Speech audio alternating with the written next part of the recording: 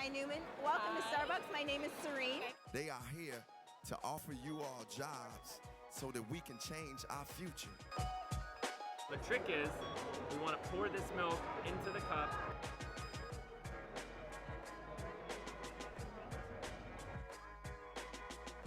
You got hired today. Yes. Welcome to the team of Taco Bell. Thank okay? you. You're welcome. I actually got hired today at Taco Bell for on-the-spot interview. Today is really big for me because I've been looking for a job since moved back in May.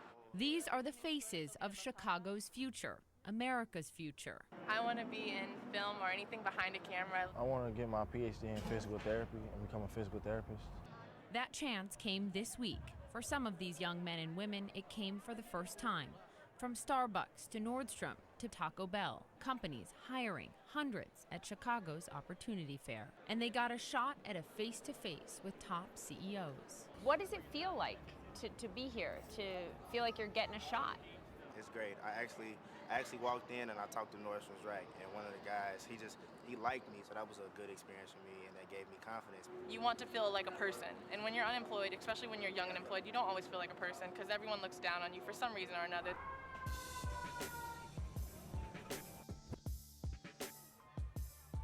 If Chicago can have more jobs, I think the violence will actually stop in Chicago. Chicago Mayor Rahm Emanuel has no doubt this is part of the solution to curbing the city's violence. How big a part of solving the violence problem in this city are jobs for young folks? Well, there's no doubt, I mean, like true across the country, where you have poverty, you have violence. Where you have poverty, you have lower educational attainment. So look, my whole thing is these kids, they have so much higher expectations for themselves than sometimes we as a city have for them. And that part of this is making sure that they have something to contribute, and we see them. Well, I think we should define them by their future, which is these are opportunity youth. They have something to offer, and they've just been shut out. And if we don't, what happens? You lose a generation that have something to contribute. More than a quarter of 16 to 24-year-olds in Chicago are unemployed. It's unacceptable. And they're losing out because they have something to offer, and we're losing out of their potential.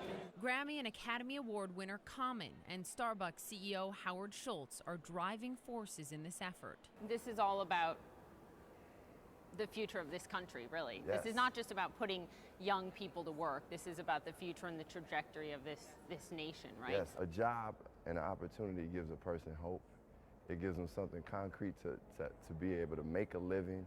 It helps them to succeed in like being able to provide for their families. And I mean, we all, when we get a job, feel good about ourselves, you know? So it's something powerful in being able to create these opportunities. So this is the future of America. I think there is a cultural divide and there are racial injustices today. We should see opportunities for people, irregardless of their station in life or the color of their skin. And I think the fact that there are 5.6 million kids in this country who do not have an opportunity, it is a tragic situation. And to me, it's un-American. The American dream, it hasn't been extended to a lot of the young people here. And a lot of it has been color barriers. In some shape, form, or fashion, America, throughout some of the history, has looked at black and brown people as not worthy of receiving equal treatment and equal opportunities. A lot of people don't know you're born in Brooklyn.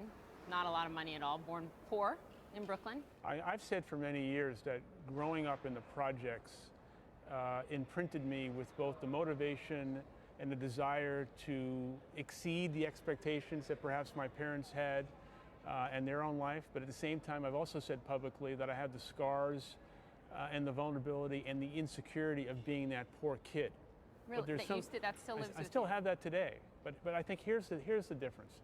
When I grew up, the promise of America and the American dream wasn't just a slogan and words. It was aspirational, and you really felt as a young kid on the other side of the tracks that was available to you and you had hope. When I look at the situation now and I hear 5.6 million disconnected youth in the country, not in school, not working, mainly African American and Latino, I ask myself, does the American dream and the promise of America, is it as relevant and accessible to those kids right now as it was when I was coming up? And I think the sad answer is no. Have you heard enough about youth unemployment and lack of opportunity from the candidates running for the White House? We can't depend on politicians. Obviously, that's not on a lot of politicians' agenda. So we can't, we can't wait for them. We have to create that change ourselves right now, and hopefully they'll follow suit. What about you, Howard? Have you heard enough from the candidates in either party I think it's on this issue? I don't think we've heard anything about this issue. I don't think we've heard any candidate speak about the almost 6 million disconnected youth in the country, many of whom are African American and Latino. What do you want to hear from the candidates about youth unemployment in this country? I would love to hear someone who says, hey, I'm going to help you, because that's, anyone wants out of their president. They want someone who's going to help them, work for them. Are you hopeful? I'm hopeful that I get a chance to succeed. We haven't invested in our kids. We just haven't. And I think we're paying a price as a country across race, class, geography, and incomes for not investing in the greatest potential we have, which is our kids. More than 4,000 of Chicago's youth were there, and 600 got job offers on the spot. It's not a panacea, but with each job comes so much more than just a paycheck. We bringing these worlds together. We bringing the corporations to Chicago. You understand what I'm saying? They coming to see y'all. They here to see y'all and make that change. So I want y'all to continue to stand up and make some noise for yourselves right now. Poppy Harlow, CNN, Chicago.